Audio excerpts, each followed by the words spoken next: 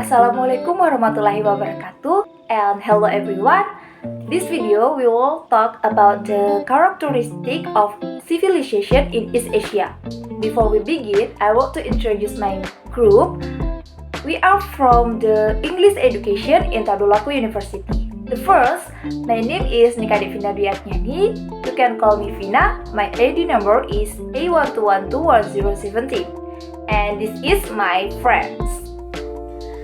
안녕하세요. 저는 20살 아유연이라고 합니다.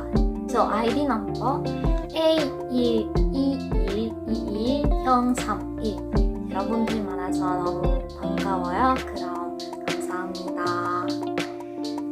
The first, we will talk about the East Asia. My group will explain about the material using Indonesian language. Kami akan menggunakan bahasa Indonesia untuk menjelaskan materi kami. Seperti yang kita ketahui bersama, Asia Timur merupakan kompleksitas dari negara-negara besar yang mempunyai peranan penting baik dalam sisi historis maupun eksistensi kawasan dari dahulu sampai sekarang. Nah, hampir semua negara yang berada di kawasan Asia Timur selalu memberikan kajian baru yang menarik dalam perkembangan dinamika sistem global di segala bidang. Dua negara di antaranya selalu menjadi sorotan dan mempunyai ikatan kuat dalam hal kerjasama maupun persaingannya, yaitu negara Jepang dan Cina. Nah, di sini kami akan menjelaskan 3 negara yang paling populer di Asia Timur, yaitu ada Cina, Jepang, dan Korea Selatan. Nah, sekarang mari kita simak bersama. Teman saya akan menjelaskan negara pertama di Asia Timur. Ni hao. Salah satu negara dari Asia Timur yaitu Cina, dan sekarang saya akan menjelaskan tentang peradaban masyarakat di Cina berdasarkan yang pertama, kondisi geografis. Cina terletak di Asia Timur di sepanjang garis pantai Samudra Pasifik. Tiongkok atau Cina adalah negara terbesar ketiga di dunia setelah Rusia dan Kanada, dengan luas 9,6 juta kilometer persegi dan garis pantai sepanjang 18.000 kilometer, terhitung sekitar 22% dari daratan Asia. Bentuknya di peta seperti ayam jago. Tiongkok membentang 3.100 mil atau 5.500 kilometer dari timur ke barat dan 3.400 mil dari utara ke selatan, dan dengan bentang alam yang sangat bervariasi. Alam di Tiongkok sangat beragam, seperti sungai, pegunungan, persawahan, daratan tinggi, gurun pasir, hutan lebat, hingga tembok besar. Yang kedua adalah kondisi demografis. Demografis Tiongkok dikenali lewat populasi yang besar dengan proporsi remaja dan kanak-kanak yang relatif sedikit, akibat dari kebijakan satu anak yang ditentukan oleh pemerintah Republik Rakyat Tiongkok. Kebijakan-kebijakan kependudukan diterapkan di Tiongkok sejak tahun 1979 telah membantu mencegah beberapa juta kelahiran. Kini, populasi Tiongkok lebih dari 1,3 miliar jiwa, yang terbanyak di dunia. Tiongkok berencana menjalankan sensus penduduk nasional yang ke-6 pada tahun 2010. Yang selanjutnya ada nilai kultural. Cina terkenal dengan makanan dan teh, hingga seni bela diri seperti kungfu, feng shui, tahun baru Cina, dan zodiak. Bersama dengan beruang panda yang lucu, yin dan yang. Mengalami kehidupan di Cina akan seperti menyelam ke dalam kolam besar air. Budaya, adat, dan tradisi unik yang kaya akan tetap tak terhapuskan dalam pikiran Anda. Memahami budaya Cina bisa menjadi perjalanan itu sendiri. Dijalankan oleh dinasti selama berabad-abad, negara ini telah melalui berbagai reformasi politik dan tahap perpecahan dan kebersamaan hingga berdirinya Republik Tiongkok modern didirikan pada tahun 1911. Hingga saat ini, nilai-nilai budaya tradisional yang menjadi ciri orang Tiongkok adalah harmoni, kebajikan, kebenaran, kesopanan, kebijaksanaan, kejujuran, kesetiaan, dan bakti. Yang selanjutnya ada nilai sosial. Nilai sosial di Cina dapat ditentukan melalui kredit. Ini cukup unik mengetahui perbedaannya dengan negara Asia lainnya. Sistem kredit sosial Cina berkaitan dengan aset dan kredit seseorang. Kredit adalah penilaian kata yang dijanjikan. Semakin tinggi kredit Anda, semakin tinggi nilai janji ini. Dalam masyarakat tradisional Cina, satu-satunya orang yang memiliki kredit hanyalah raja atau kaisar. Yang selanjutnya ada pendidikan. Pendidikan di Cina dimulai dengan membangun sebuah universitas bernama Shanghai Jiaotong University pada tahun 1896. Universitas ini terletak di Xuanyu, China pada tahun 1949. Sistem pendidikan tinggi di Cina berubah dan berkembang dengan sistem yang lebih modern. Sistem pendidikan modern ini dianut dari budaya universitas barat dengan menyamakan kurikulum mereka seperti di negara Amerika, Inggris, Kanada, Australia, Korea Selatan, Jepang, Thailand, India, dan lain-lain. Sistem ini juga disebut sebagai sistem studi komparatif karena memiliki kesetaraan dengan sistem pendidikan internasional. Pada tahun 1950-an, pendidikan China mengalami reorganisasi dan kembali lagi ke sistem pendidikan yang semakin modern dan sesuai dengan standar pendidikan dunia saat itu. Tujuan pendidikan nasional Cina yaitu mempersiapkan para pelajar untuk mengembangkan diri secara moral, intelektual, dan fisik yang sesuai dengan bidang yang diminati dan akan menjadi pekerjaan pelajar di masa depan. Konnichiwa. Oke, selanjutnya negara yang akan kami bahas yaitu Jepang. Yang pertama ada kondisi geografis. Negara Jepang dalam bahasa Jepang adalah Nihon atau sering juga disebut dengan Nippon, adalah salah satu negara kepulauan yang berada di kawasan sebelah timur benua Asia. Negara yang sering dijuluki sebagai negara matahari terbit ini memiliki luas wilayah negara sebesar 337,873 km persegi.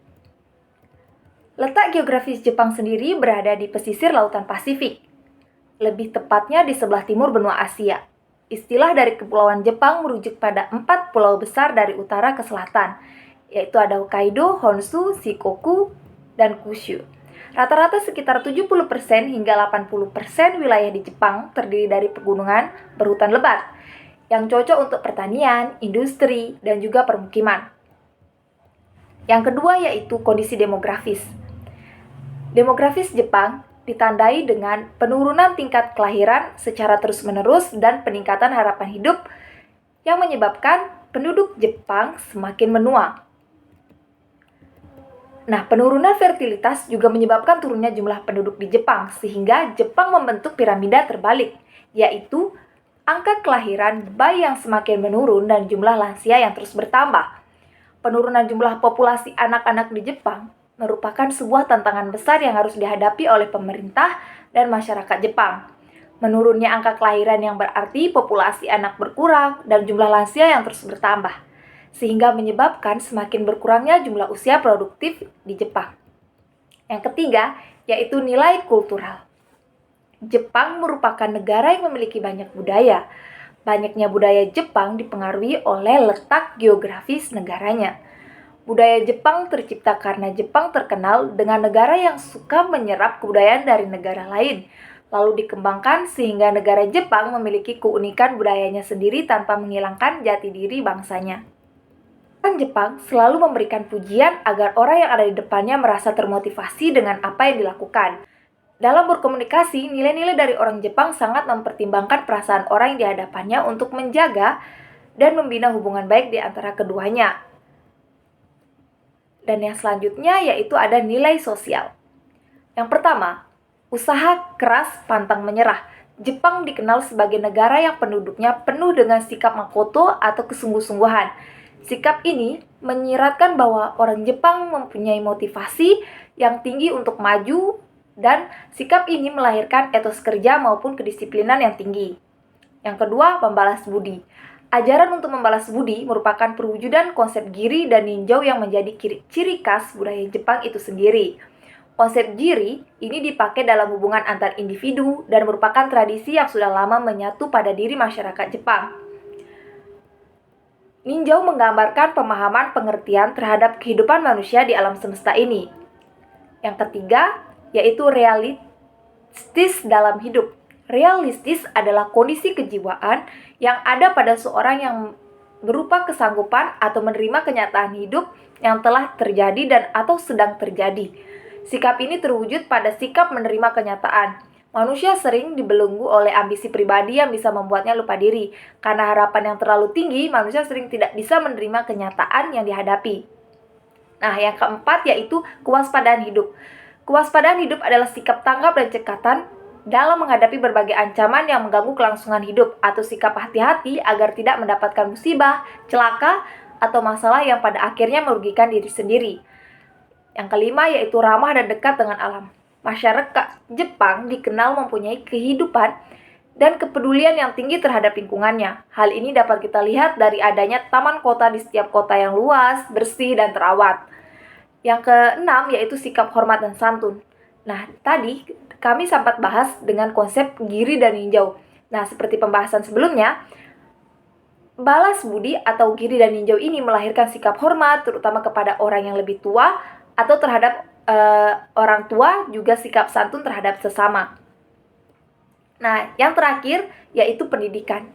Pada awal abad ke-20, pendidikan di tingkat dasar, egaliter dan hampir universal, tetapi pada tingkat yang lebih tinggi, yaitu multi-track, sangat selektif dan elitis. Pendidikan perguruan tinggi sebagian besar terbatas pada beberapa universitas kekaisaran, di mana pengaruh Jerman kuat. 3 dari universitas kekaisaran menerima perempuan, dan ada juga sejumlah perguruan tinggi perempuan. Beberapa cukup bergengsi, tetapi perempuan memiliki kesempatan yang relatif sedikit untuk memasuki pendidikan tinggi. Negara yang termasuk dalam bagian Asia Timur adalah Korea Selatan. Sekarang saya akan menjelaskan tentang peradaban masyarakat di Korea Selatan. Yang pertama adalah kondisi geografis. Korea Utara merupakan satu-satunya negara yang berbatasan langsung dengan Korea Selatan, dengan panjang perbatasan 238 km yang dipastikan dengan DMZ, garis demarkasi militer. Wilayahnya sebagian dikelilingi perairan dan memiliki panjang garis pantai 2.413 km. Sebelah barat dibatasi oleh Laut Kuning, sebelah selatan dengan Laut Cina Timur, sementara sebelah timur berbatasan dengan perairan Laut Jepang. Lapang wilayah daratan keseluruhan adalah 100.032 km persegi dan lapang perairan hanya 290 km persegi. Korea Selatan memiliki banyak pulau-pulau kecil di bebas pantai perairannya. Pulau terbesar adalah Jeju-do yang terletak pada segi selatan semenanjung dengan lapang 1.825 km persegi. Yang selanjutnya adalah kondisi demografis Korea Selatan. Pertama ada perbedaan regional. Walaupun mempunyai latar belakang etnis yang homogen, namun setiap daerah mempunyai perbedaan regional masing-masing.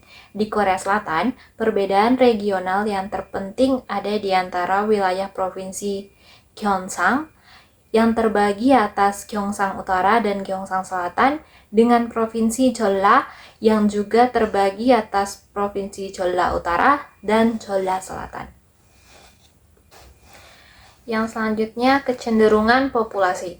Populasi Korea Selatan telah berkembang sangat pesat semenjak berdirinya negara republik ini pada tahun 1948. Pada saat sensus untuk pertama kalinya, pada tahun 1949, jumlah populasi Korea Selatan mencapai 20.188.641 jiwa.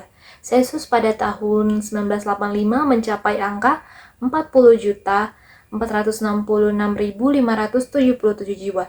Pertumbuhan penduduk Korea Selatan cukup lambat. Per tahunnya hanya 1,1% dari tahun 1949 sampai 1955.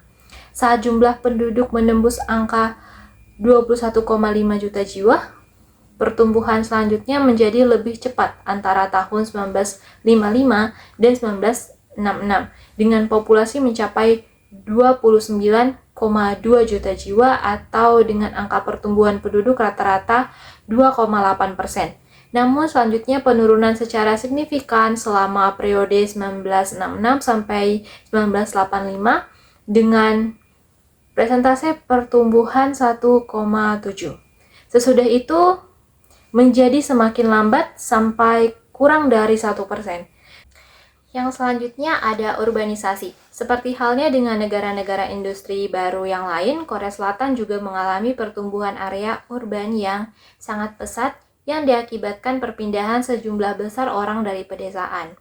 Pada abad ke-18 dan 19, Seoul adalah kota terbesar di Korea dengan jumlah penduduk sekitar 190.000 jiwa. Kontras dengan Edo, Tokyo, yang telah berpopulasi melebihi 1 juta jiwa dan populasi urban mencapai 10-15% dari jumlah penduduk pada periode Tokugawa 1600 sampai 1868. Pada akhir periode dinasti Joseon dan awal pendudukan Jepang, populasi urban di Korea kurang dari 3% dari jumlah penduduk.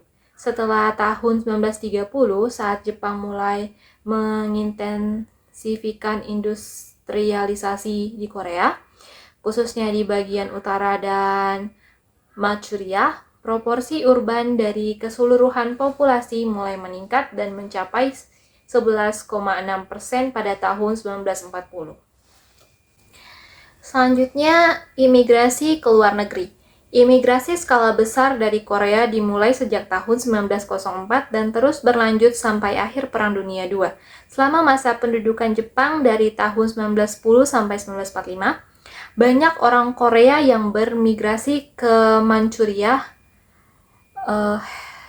Jilin Liaoning, Uni Soviet, Hawaii, dan Amerika.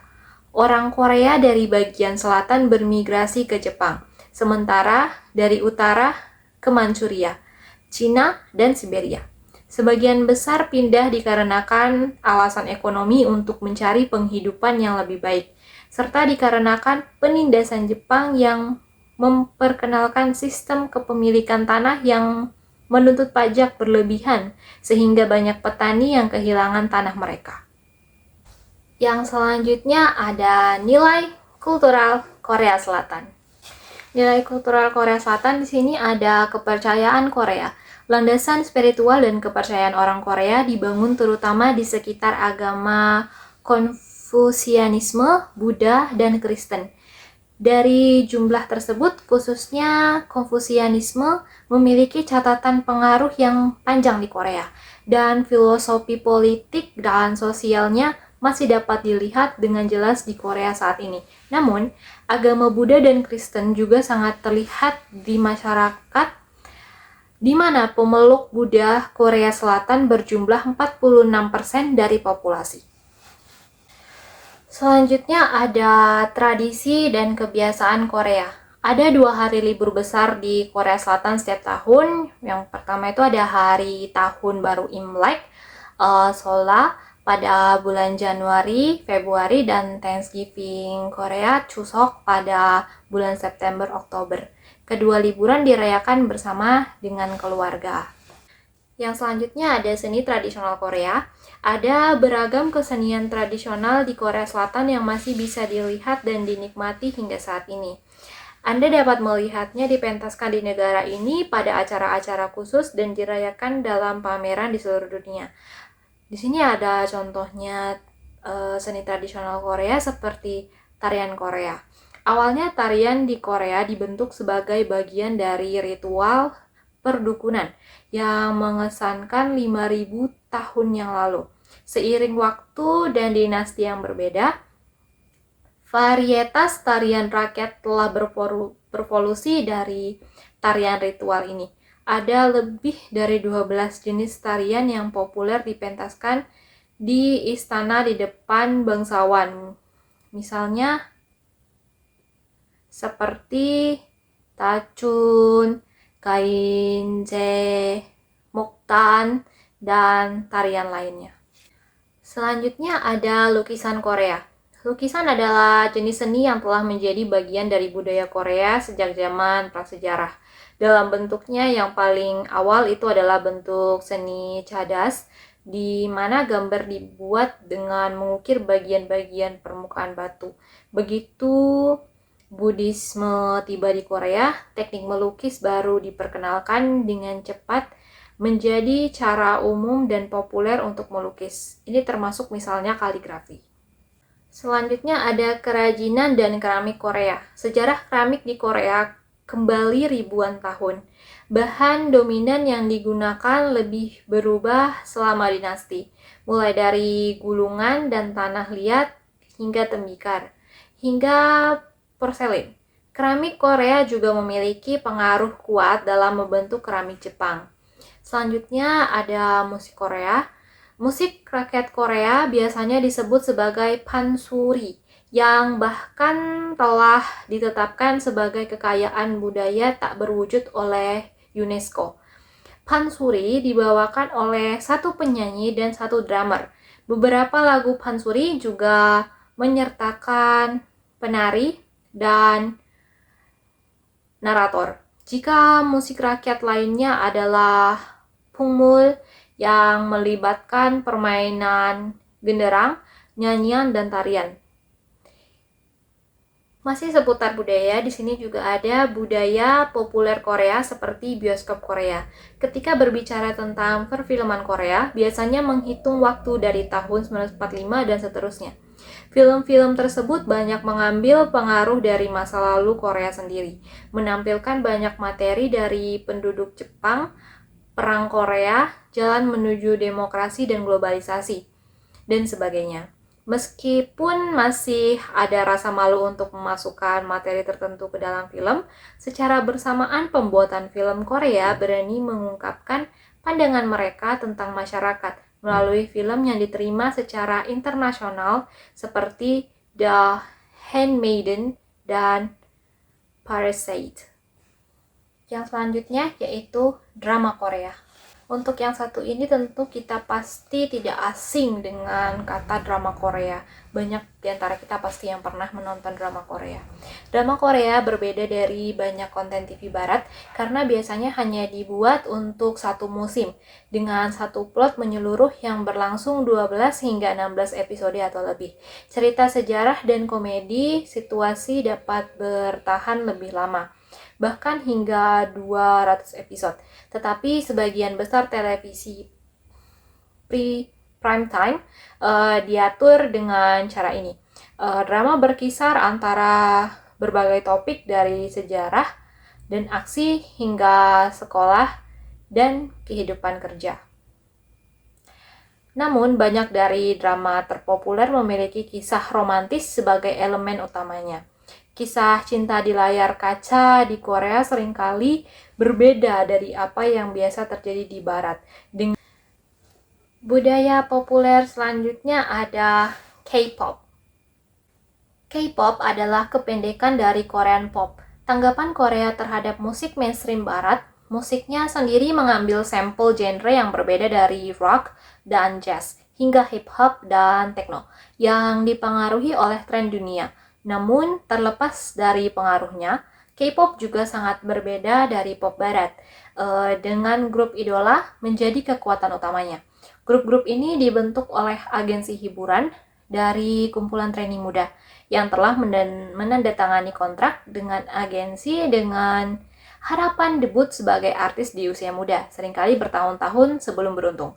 Di setiap grup, setiap anggota memainkan perannya sendiri. Ada penari, rapper, penyanyi utama, visual, dan sebagainya.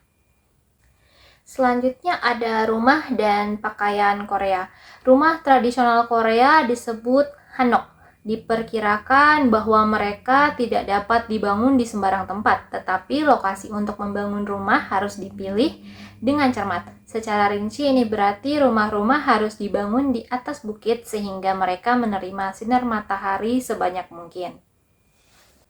Pakaian tradisional di Korea disebut hanbok, terdiri dari kemeja lengan panjang dan rok panjang berpinggang lebar.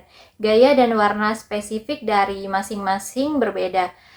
Bahkan saat ini bisa dikenakan pada hari raya besar dan selain itu sering juga dikenakan di pesta pernikahan oleh orang tua pengantin, serta pengantin di beberapa titik setelah upacara. Atau bahkan selama upacara jika diadakan dengan gaya tradisional Korea. Bisa juga dikenakan pada acara-acara khusus dalam keluarga, di perusahaan, atau pada acara bisnis. Yang selanjutnya ada masakan Korea. Pusat masakan Korea adalah nasi. Korea memiliki sejarah panjang hampir secara eksklusif sebagai negara agraris. Dan ini baru saja berubah baru-baru ini. Dan Anda masih dapat melihatnya dengan jelas dalam masakan Korea biasanya. Ikan dan masakan lainnya juga memainkan bagian integral dalam membentuk masakan Korea. Selain itu, hidangan fermentasi sangat penting. Kimchi menjadi yang paling terkenal kaya nutrisi. Bahan yang paling umum digunakan untuk memasak adalah doenjang, yang merupakan pasta kacang yang difermentasi, jahe, bubuk cabai, pasta cabai yang difermentasi, bawang putih, garam, minyak, wijen, dan kecap. Secara umum, orang Korea banyak makan nasi, sayuran, dan daging. Biasanya setiap hidangan terdiri dari beberapa lauk pauk yang berbeda, yang disebut bangchan. Selain hidangan utama dari mereka, kimchi adalah lauk pokok yang ada di setiap makanan.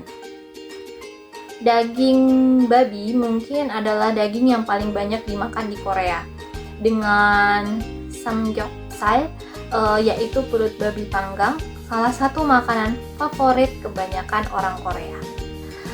Yang selanjutnya ada nilai sosial Korea Selatan. Pertama di sini ada perlakuan terhadap orang yang lebih tua. Masyarakat Korea Selatan sangat menjunjung tinggi sikap atau perilaku sopan santun terhadap orang yang lebih tua, baik orang tua yang lanjut usia maupun mereka yang usianya lebih tua.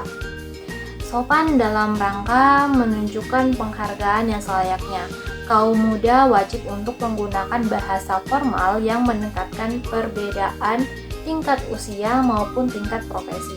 Sikap yang ditunjukkan pun harus penuh dengan sopan santun. Selanjutnya, mengenakan pakaian sopan ketika mengunjungi kota kecil.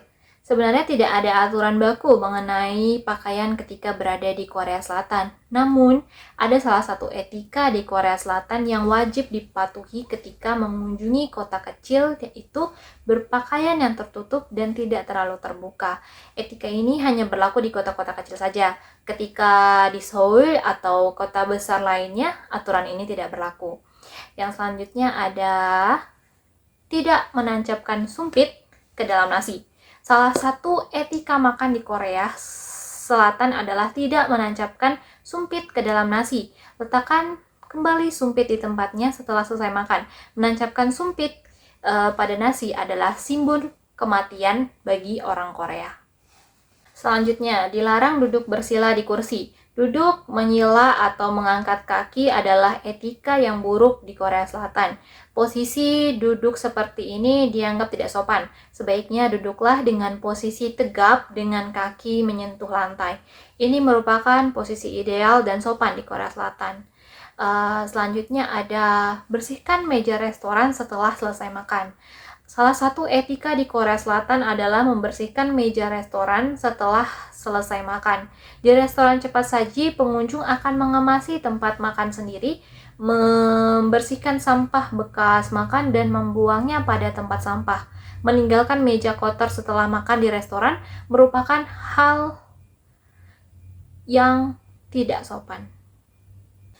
Selanjutnya yaitu pendidikan di Korea Selatan. Pendidikan di Korea Selatan dilaksanakan dalam beberapa jenjang, yaitu jenjang pendidikan primer atau primary education, pendidikan sekunder, secondary education, dan pendidikan tinggi, high education.